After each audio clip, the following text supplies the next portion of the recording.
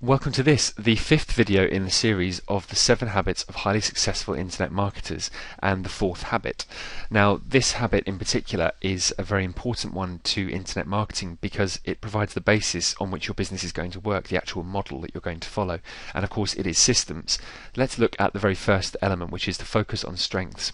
Now, the benefit of using systems, first of all, is that it allows the business owner more scope. Now, by that, what I mean is that you can have a better view of your business, what's known as a helicopter perspective over your business, rather than being too bogged down with too many details. If you find a system that works, you can use that system, make it work for you, and then be able to see it from a perspective which allows you then to develop that business in other directions while still maintaining that initial system. If the system works, then it will just tick along in the background and you will be able to modify it and check it and tweak it every so often, but fundamentally it will work for you more or less on autopilot. That's the idea of a good system. As I say, it means that you work on the business, not in the business. And all of the very successful internet marketers, in fact, any successful entrepreneur, you think of people like Richard Branson, who has created several multi-million pound, in some cases even probably billion-pound or billion-dollar businesses. There are people who work with him who are part of his system, and he's created systems which work using experts or using his own business knowledge. He's now working on his business, not in it, which means he's able to do the creative things that entrepreneurs like to do, which is to increase business in different areas, to go into new markets.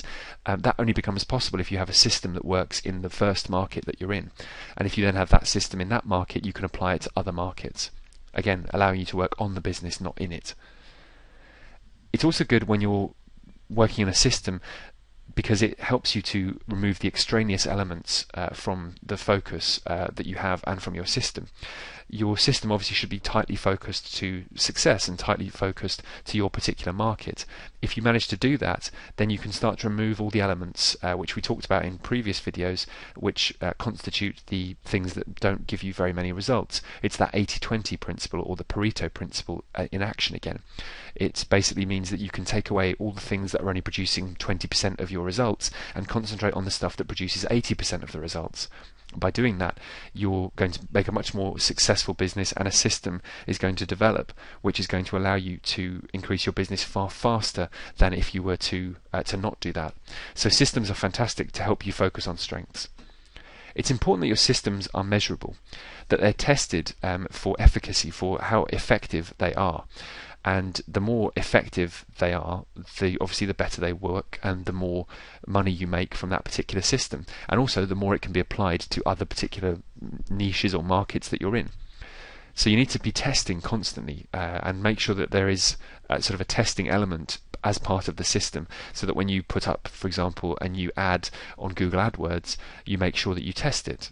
And you test several other different headlines at the same time until you find one that works really well. And then your basic goal at that point is to try and beat it. So you have one which becomes your primary advert, your primary test advert.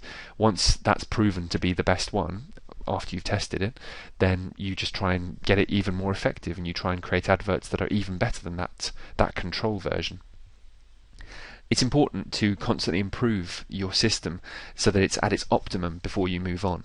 And by optimizing your campaigns or optimizing your business, you are able to produce a system again which is much slicker and a much faster way of working than if you were to just bumble through it and hope for the best. Once it's at optimum, it becomes an asset to you because it no longer requires your time or your energy in order to run.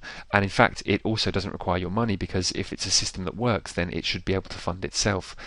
If it's not funding itself, then it's not a system that works, because obviously it's taking money out of your pocket rather than putting money into your pocket. Robert Kiyosaki talks a lot about this in Rich Dad, Poor Dad. He mentions that you should be building assets, not liabilities. And many people buy liabilities thinking that they're assets when in fact they're not. If it takes money out of your pocket instead of putting money into your pocket, then it's a liability. If it puts money in your pocket, it's an asset. So once your system is measured and become optimized, then that means that you have something that is an asset which you can then sell or use to increase your wealth or to create other assets. It's important that your systems, when you do create them, are very straightforward. Doesn't necessarily mean that they're easy or that they're simple, but it does mean that they're broken down. And this goes back to what we were talking about earlier about reverse engineering. In one of the previous videos, we talked about how it's important to have goals and that you can reverse engineer those goals. If you do reverse engineer your goals, you'll see that there are little steps, the baby steps I mentioned in the video, whereby you complete one very small thing, which then leads on to another small thing, which leads on to another small thing, which compounded over time becomes one very big thing, one very big goal that you've achieved at the end. Now, as I say, they don't necessarily need to be easy, but they do need to be very clear and very straightforward, and they need to be methodical. I put McDonald's there because McDonald's is the best example of a small business in the world, because all it is it's one business replicated over a great many different continents, a very great many different cultures. It's tweaked slightly with each culture, but generally it's exactly the same system with exactly the same machinery, exactly the same systems that those people follow. And by creating a methodical system like that, it means that you can create something which can be done by pretty much anybody. And that's the genius of McDonald's. Anybody can work there because it's very simple systems that work. And no one person is responsible for the whole thing. The manager is responsible for running the system, but no one person is responsible for delivering that meal to the customer. They are responsible perhaps for making sure that the fries are as good as they can be, or making sure the burgers are made, or making sure that the drinks are done, or making sure that the place is clean, or making sure, all of these different elements come together as part of the system. And there could be perhaps one person doing a couple of different elements of the system, but no one person is doing everything in that particular version of a business model. As a result, it's the best small business in the world because it started off as just one simple system, which was then made to be replicated, made to be copied, and we'll look at replication a bit later on. It's also good if you can have a straightforward system because it means that it removes the stress. If you have a system that works, then you can be certain that you're going to succeed because a system that works is just going to tick along for you, and as long as you keep applying each part of the system and as long as each part is optimized, then you have a successful system right there. And all you need to do is keep working that system until you see the sort of returns that you want. Once you've done that and once it's again optimized, then you can create another system. Or you can, even better, apply that system to another market, another niche, and do the same thing over again. For example, Subway, the sandwich chain, they've produced a very simple system that works. Next time you go into Subway or next time you go into a McDonald's, just watch what happens when you order. They say the same thing to you. Or you order your meal. They upsell you, ask you, do you want fries with that? That's an upsell. Then they give you the choice of drink, and then a certain very specific thing happens kind of in the background. That order goes through to a computer in the back of the store. Somebody sees that a certain type of burger needs to be made. They follow a very specific method or a very specific system which happens exactly the same way every single time to produce those burgers or to produce whatever you've ordered. They then go and produce the fries and the drink, and it's all done in exactly the same method every single time. As a result, it's something that can be replicated or can be made to be scalable and removes the stress. And that scalable word, the scalability of your system, is very important, because if it's a system that is simple or straightforward, then it's scalable, because it means it will work for one product or it will work for 1 million. If it works for one product and it works for that product successfully, you can perhaps just tweak it slightly, apply it to a different marketplace and do the same thing in that marketplace. Once that system's working, you do another one and you do the same thing over and over again until you create several assets. For example, again, Richard Branson is a good example of this. He's taken the Virgin brand and the systems that make it work, and he's applied them to lots of different areas. So he applied it to, first of all, the record industry with Virgin stores. He used to have stores in London and around the country of the Virgin record brand. He then created his own record label and eventually expanded into all different sorts of other businesses, like, for example, the airline industry, and into his own businesses where he sort of explores the world, with these sort of very big events that he puts on. It's the same system, or at least a very similar system, that applies to each one when it comes to applying the Virgin brand. And all he's done is he's taken the systems, tweaked them slightly, and applied them to a different market. The good thing about systems that are scalable is they can also be outsourced. If it's something that can be done very simply, that doesn't require a lot of expertise, then you can outsource it to somebody and they can do that particular system all day, every day for you, you can pay them to do that, and you can pay people outside of the country that you live in as well. So for example, if you live in the United States, you might find that the Philippines offers a much better return on investment than somebody you could hire in America. As a result, you're helping the global community, you're helping the global economy at the same time, and you're also getting your system reproduced or followed by somebody, and they can keep following that system until they make the profit that you want them to. Similarly, they are creating a system which pays them, so it's a self-fulfilling system, if you like. Also, the scalable systems use leverage. That's part of the whole outsourcing thing, which again we'll look at later on. But if you can outsource something, it means you're leveraging other people's time or other people's efforts in order to create your system. Now, of course, they're being paid for that, so they're leveraging their time in order to get paid by you, but you're leveraging their skills in order for your system to work and for you to make more money ultimately.